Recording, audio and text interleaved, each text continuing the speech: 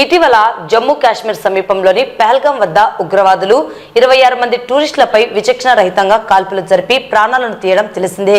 ఈ ఘటనపై భారత ప్రభుత్వం తీవ్రంగా స్పందిస్తూ సింధూర్ ఆపరేషన్ పేరుతో పాకిస్తాన్ ఉగ్రవాద స్థావరాలపై దాడులు చేస్తున్న నేపథ్యంలో త్రివిధ దళాధిపతులకు మరియు సైనికులకు సంఘీభావం తెలియజేస్తూ శుక్రవారం పట్టణంలోని గిర్నార్ సెంటర్ నందు వైఎస్ఆర్సీపీ నాయకుడు సాయిరాం రెడ్డి, మాజీ సైనికులు గురువయ్య, సుంకిరెడ్డి, శివారెడ్డి, రామసుబ్బయ్య, ప్రసాదయ్య, శ్రీనివాసు, యువరాజు, రాజు, ప్రవీణ్ చిన్నారులు పాల్గొన్నారు.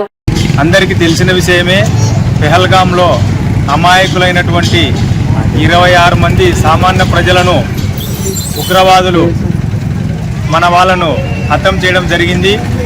దాని తర్వాత 140 కోట్ల మంది ప్రజల ఆకాంక్ష మేరకు ఈరోజు భారతదేశమంతా కూడా అన్ని పార్టీలు, కులాలకు, మతాలకు, ప్రాంతాలకు అతీతంగా ఈరోజు మన కేంద్ర ప్రభుత్వం నరేంద్ర మోడీ గారి నాయకత్వంలో అందరూ కూడా ఆమోదించిన తర్వాత పాకిస్తాన్ సైనిక స్థావరాల మీద వాళ్ళ యొక్క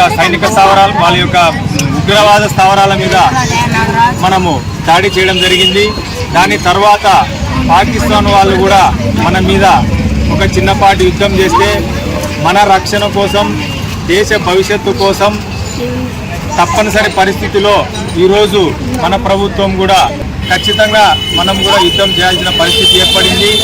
దీనిలో భాగంగా కొంతమంది సైనికులతో పాటు సామాన్య ప్రజలు కూడా చనిపోవడం జరిగింది. వారికి, వారి కుటుంబాలకు నా ప్రగాఢ సానుభూతి.